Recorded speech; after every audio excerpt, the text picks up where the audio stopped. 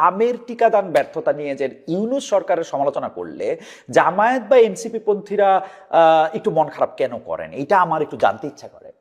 কেন আমি এটা বলতেছি, এনসিপির এনসিপি পন্থীদের আসলে প্রথমে বলি যে ইউনূস সরকারের কাজের দায় কিন্তু আপনারা নিয়েন না, এবং জামাতের জন্য এটা আমরা বলি, ইউনূস সরকারের কাজের দায় আপনারা নিয়েন না। কিন্তু জানি না কেন আপনারা এটার মধ্যে এটা নিবেন, মানে মানে কেন ইউনূস সরকারের ব্যর্থতার কথা বললে এটা আপনাদের কাছে লাগে। মানে ইউনূস সরকার কি আপনাদের সরকার ছিল?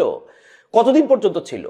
মানে এই অন্তর্বর্তী সরকারটা কি আসলে আপনাদের সরকার? মানে যে কোনো সময় যে কোনো কথা বললে আপনারা মনে হয় যে তাকে আপনাদের ডিফেন্ড করতে হয়। আপনারা কিভাবে, মানে ডিফেন্ডটা কেমনে করবেন? এই কয়দিন ধরে এই যে বাণিজ্য চুক্তি নিয়ে আমি বাংলাদেশের যুক্তরাষ্ট্রের সঙ্গে বাণিজ্য চুক্তি নিয়ে অনেক কথা বলেছি, আজকেও কিছু কথা বলবো। মানুষ আমরা জিজ্ঞেস করে একই কথা নিয়ে আপনি কতবার কথা বলবেন? 100 বার বলবো ভাই, 3 লক্ষ বার বলবো।